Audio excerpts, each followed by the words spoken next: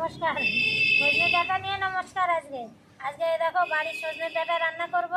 সজনে ডাঁটা এদিকে আছে, এই দেখো সাদা সিমের দানা মোটা মোটা, সে দানা দিয়ে সজনে ডাঁটা দিয়ে আজকে রান্না হবে। আমি সব কেটে নিয়ে দানাগুলো বের করে নিয়ে দেখাচ্ছি তোমাদের। এই দেখো দানা, সব এই দানা দিয়ে তরকারি খুব ভালো হবে। এটা হচ্ছে সাদা সিম,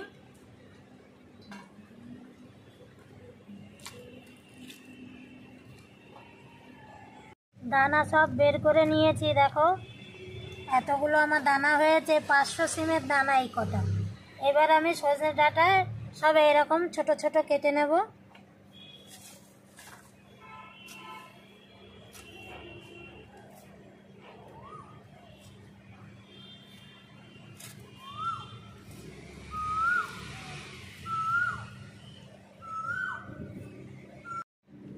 সব আমি ভালো করে কেটে ধুয়ে নিয়েছি। দেখো আমি এখানে একটা ছোট আলুও কেটে নিয়েছি ছোট ছোট পিস করে। এই যে বেগুন নিয়েছি, একটা বেগুনের অর্ধেকটা নিয়েছি।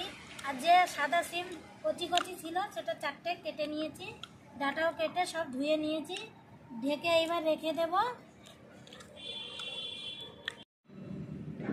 আমি নিয়ে নিয়েছি বাটিতে সাদা সর্ষে। এই সর্ষেটা আমি প্রথমে বেটে নেব শিলে, নিয়ে আমি উনুন ধরাতে আসছি।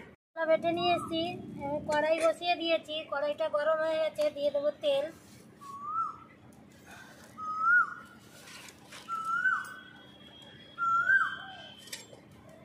প্রথমে আমি ডালের বড়িগুলো ভেজে নেব।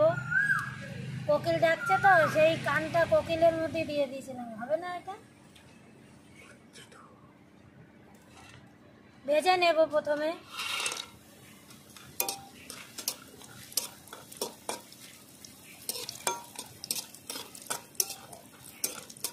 বড়িগুলো ভাজা হয়ে গেছে, তুলে নেব।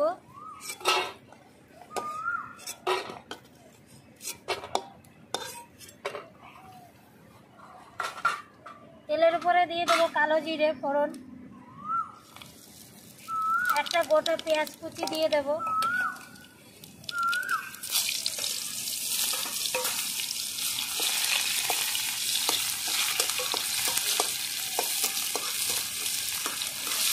পেঁয়াজটাকে প্রথমে লাল করে ভালো করে ভেজে নেব। পেঁয়াজটা ভালো করে লাল করে ভেজে নিয়েছি। এবার আমি সব এক এক করে সবজিগুলো কেটে রাখা দিয়ে দেব। সব একসঙ্গেই দিয়ে দিলাম।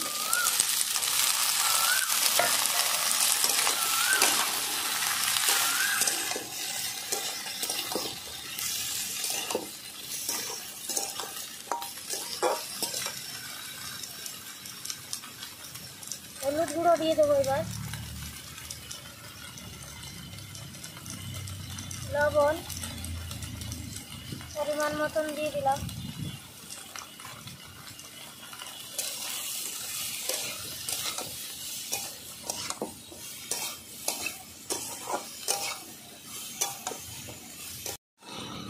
নুন হলুদ দিয়ে দেখো ভালো করে আমি কি সুন্দর কষিয়ে নিয়েছি। এবার আমি বাটা মশলা দেবো এখানে কাঁচা লঙ্কা আর আদা বাটা অল্প করে দিয়ে দেবো। সঙ্গে বেটে নিয়ে সাদা সর্ষেটাও একেবারে দিয়ে দেবো। সঙ্গে দিয়ে দেবো টমেটো, এই যে বড় বড় করেছি আজকে, দিয়ে দেবো। সব একসঙ্গে কষিয়ে নেব ভালো করে। 2 মিনিট ধরে আবার আমি মশলা দেওয়ার পরে 2 মিনিট ধরে কষিয়ে নেব ভালো করে।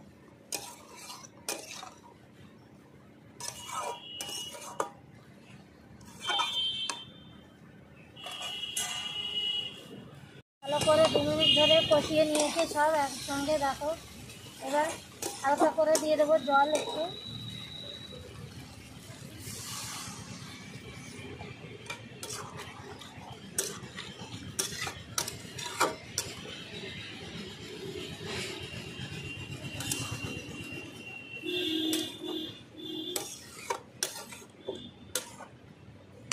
ঢাকনা দিয়ে ঢেকে দেবো আমি 5 মিনিট। 5 মিনিট পরে ঢাকনা তুলে আমি বড়িগুলো দিয়ে দেবো। 5 মিনিট পরে ঢাকনাটা উঠিয়ে দেব। দেখো তরকারি ফুটছে। এবার আমি বড়িগুলো দিয়ে দেব। বড়ি দিয়ে 2 থেকে 3 মিনিট আমি আরও ফুটিয়ে নেব ঢাকনা বন্ধ করে। ঢাকনা তুলে দেব। দেখো বড়িগুলো দেখো ফুলে কত বড় বড় হয়ে গেছে। ভালো করে আমি নাড়িয়ে দেব। দেব হালকা করে একটু চিনি।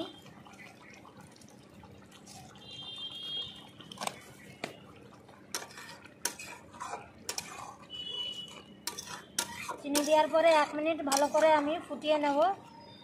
তাহলে রেডি হয়ে যাবে আমার সজনের ডাঁটার আর সিমের দানার তরকারি।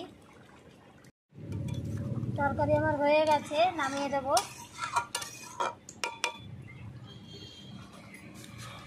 নামিয়ে দিচ্ছি সব।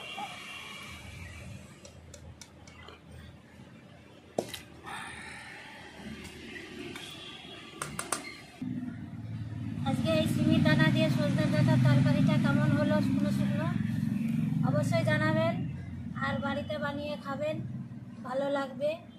তাহলে আসছি বন্ধুরা, আবার অন্য রান্না নিয়ে। নমস্কার।